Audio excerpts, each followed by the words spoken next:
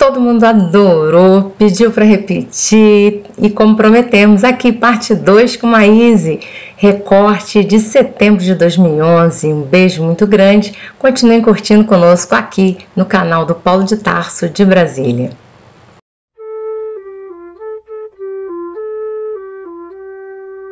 Só nós vamos encontrar do lado de lá as coisas. Os nossos irmãos católicos, budistas, protestantes, coitados, não vão encontrar nada. Outro erro crasso. Pior, nós sabemos que vamos encontrar nossa própria consciência.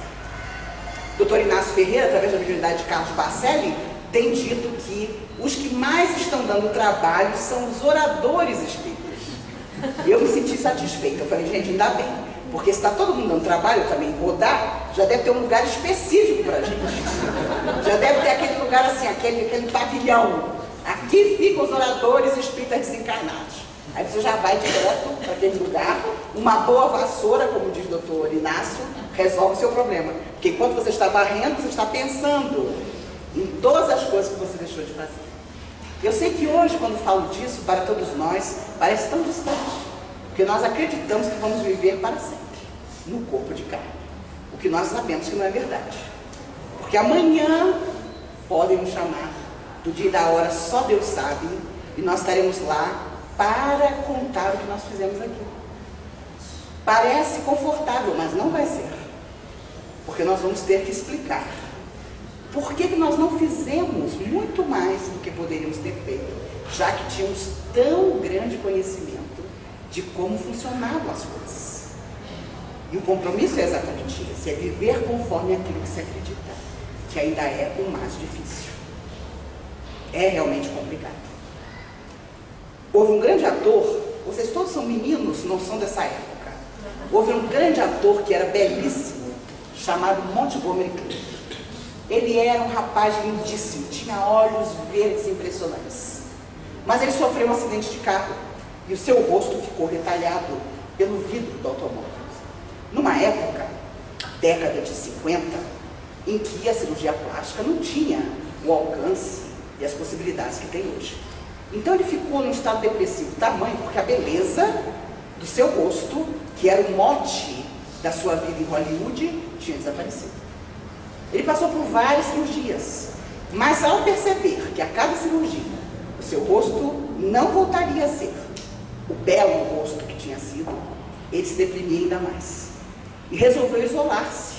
Ficou 2 anos internado no hospital. E disse à enfermeira, eu não quero receber visita de ninguém. Eu quero acabar minha vida aqui, assim, nesse leito de hospital, esquecido de todos. Eu não consigo vencer essa tristeza, esse desespero.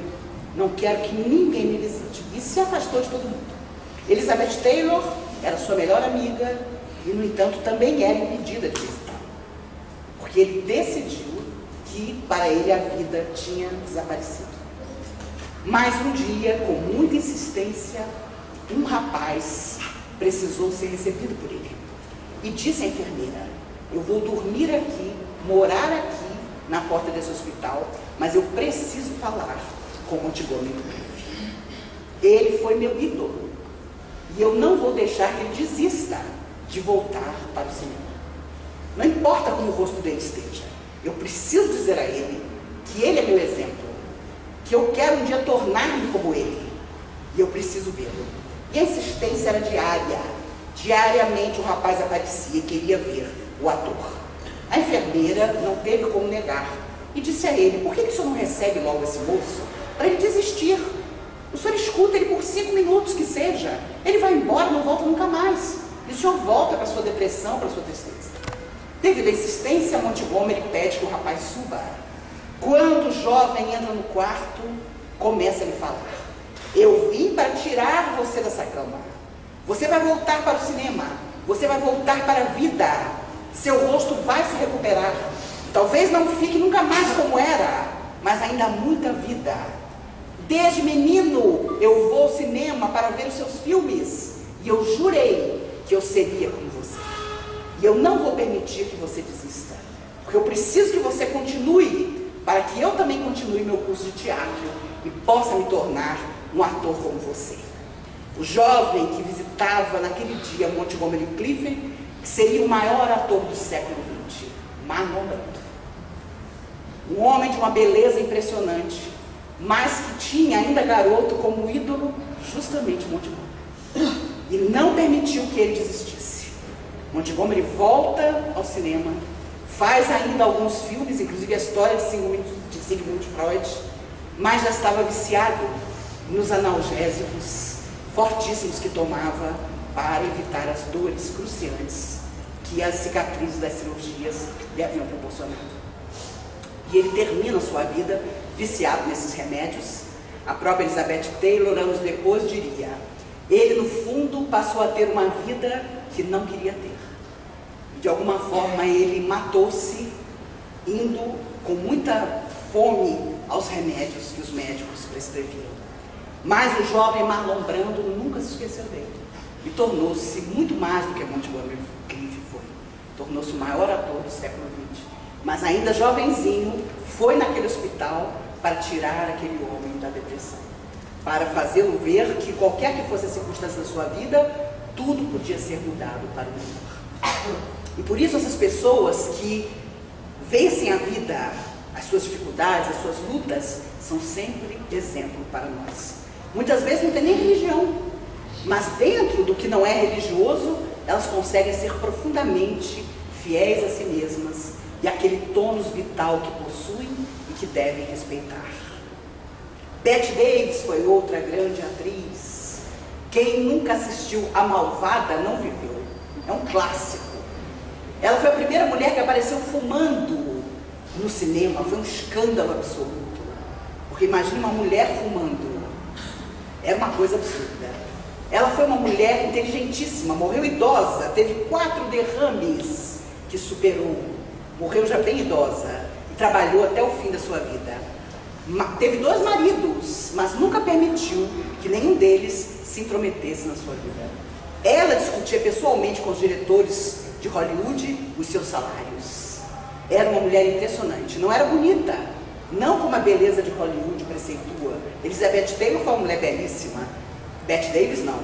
Mas era uma mulher de tal carisma, de tal força, que fazia os grandes papéis do cinema. Ela, no meio da carreira, disse uma frase que eu adoro. Ela disse certa vez: eu sou boa no que faço, tenho até inimigos para provar. Porque quando você é bom de verdade em alguma coisa, não duvide, as pessoas não vão gostar de você. E não falo fora do meio espírita não, no meio espírita mesmo. As pessoas têm uma dificuldade enorme de entender que você consegue superar determinadas circunstâncias de uma forma menos dolorosa. E só por isso você já é motivo de inveja e de dificuldades emocionais da parte do outro. Eu me lembro de uma antiga história de Marco Prisco, através de Chico Xavier, em que ele contava sobre uma ambulância que atravessava uma rua em alta velocidade levando um paciente.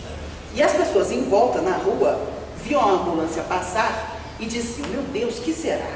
Quem será que está dentro da ambulância? Para onde será que essa ambulância vai? Que hospital ela vai estacionar? Que será que tem a pessoa que está sendo levada? Será que infartou? Será que teve um derrame? E a ambulância, sem parar, levava rapidamente o enfermo para o socorro. E Marco Prisco, no final, diz: sede imperturbável como a ambulância. Porque se a ambulância parasse a cada comentário para dizer: olha, quem eu estou levando aqui é um senhor que teve um infarte, a pessoa estaria morta. Porque quando passa a ambulância, os comentários são inúmeros. Às vezes a nossa vida também tem que ser assim. Se nós pararmos para dar satisfação de determinadas atitudes aos outros, não faremos mais nada. Porque sempre haverá quem discorde de nós.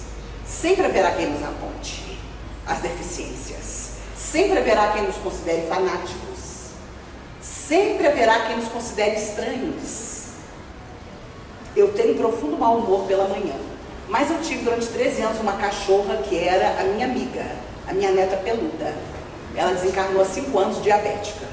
Então, eu a levava de manhã cedo pelo elevador para descer e passear. E eu tinha um vizinho na época que entrava sempre no elevador comigo. E ele tinha um mau humor pior que o meu. Então eu, com a cachorra, segurava a cachorra no colo, porque eu não sabia se ele gostava de bicho, e mostrava o meu melhor sorriso para combater meu mau humor, dizendo bom dia. Ele, obviamente, não me respondia. e saltava na garagem e lá ia eu passear com a cachorra. O filho dele teve um problema muito sério e foi ao espiritismo. E assistiu palestras minhas e contou para o pai. A nossa vizinha de porta faz palestra, assistiu uma palestra dela. Um dia ele cruza comigo no elevador e diz: agora eu já sei por que a senhora tem essa cara de quem não é normal. E eu pensei comigo, só pode ser das palestras. E ele imediatamente disse: meu filho está com problema de vícios, foi ao centro espírita e assistiu a palestra sua. Eu falei logo para ele, eu sabia que ela era espírita. Porque uma mulher que de manhã cedo me diz bom dia, não pode ser normal. Então eu percebi que ele era pior que eu, porque o mau humor dele era tão insuportável que ele se sentia agredido, porque eu tentava vencer o meu mau humor matinal e dizia bom dia para ele. Então vejo como até quando queremos ser agradáveis, às vezes as pessoas não nos compreendem. E até acham que nós somos meio pancada por causa disso. Eu tenho um amigo querido que não acredita em Deus, mas é uma pessoa de uma bondade incrível. E ele costuma dizer: mas você já reparou que as pessoas da sua religião não têm a cara normal? Você já reparou que vocês têm uma cara assim de quem não é desse mundo? Eu falei: não, nunca reparei. Repara que você vai ver. E eu me lembrei muito de Divaldo Franco, que quando foi receber na Bahia o título de cidadão baiano, havia um grande empresário da Bahia que também estava recebendo o prêmio. E os dois estavam no coquetel, um de um lado e o outro do outro. E esse empresário foi se aproximando do Divaldo e disse: o senhor é que é o Divaldo Franco? Eu mesmo. O orador espírita? Eu mesmo. Mas engraçado, eu estou reparando no senhor há um tempão e o senhor me parece tão normal.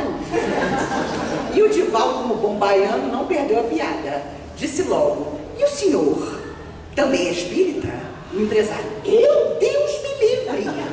Divaldo imediatamente completou: ah, mas o senhor sabe que olhando o senhor de longe eu pensei que o senhor fosse. E o empresário já começou a se olhar: meu Deus, o que eu estou fazendo que está parecendo coisa de maluco? Porque na época dos meus avós espíritas, ser espírita era maluco, era ser maluco. Quando minha avó tinha 20 anos, ela perdeu a mãe. A família toda era protestante. E o pastor, para confortá-la, disse, após o enterro da minha bisavó: a senhora não se preocupe, porque sua mãe foi para o céu. Agora, se a senhora não for como a sua mãe, a senhora não vai para o céu e nunca mais vai ver a sua mãe. Naquela época, na década de 20, a mulher não andava sozinha na rua. Ela andava de braço com o marido, com o irmão, com o pai, mas jamais sozinha. Meu avô era de família totalmente protestante. Minha avó, naquele dia do enterro da mãe, disse ao meu avô: eu não sei você, mas amanhã eu vou para o espiritismo, porque eu vou rever a minha mãe. Eu tenho certeza que a minha mãe um dia virá me buscar. Se você não quiser, não venha, mas eu vou para o espiritismo amanhã, porque eu já andei lendo umas coisas ali escondido. E eu gostei demais da ideia de que nós nunca nos separamos. Nós continuamos influindo uns na vida dos outros, até o nosso reencontro, além da vida física. Naquela época a mulher não andava sozinha, então meu avô começou a ir ao centro, deixava minha avó na porta e ia ficar na janela. E da janela ele começou a escutar as palestras, na década de 20. E obviamente se encantou com a mensagem da doutrina, e o resto dos irmãos e a família inteira veio para o espiritismo. Mas o extraordinário é que ela morreu com quase 90 anos, em 1994, e o mais bonito foi que os espíritos me contaram que quando ela saiu do corpo, a primeira pessoa que ela reencontrou foi justamente a mãe, que tinha vindo realmente para buscá-la. No dia em que ela morreu foi interessantíssimo. Ela era uma mulher de muita saúde, mas não andava bem porque não queria comer. E a médica propôs que ela fosse ao hospital para tomar um soro. Naquele dia de manhã, ela disse à minha tia, filha dela: você me traz um copo d'água? E a minha tia foi correndo na cozinha trazer a água. Quando chegou com o copo, minha avó disse a ela: não precisa mais, minha mãe já me deu água. E aí a minha tia viu que tinha alguma coisa errada, porque a mãe dela tinha morrido há quantos anos? Mas estava ali. E com a maior tranquilidade ela foi até o armário, mostrou um vestido e disse: é com esse vestido que eu quero chegar lá, para encontrar seu avô, seu pai. Meu avô tinha morrido 29 anos antes. E ela viveu para esperá-lo.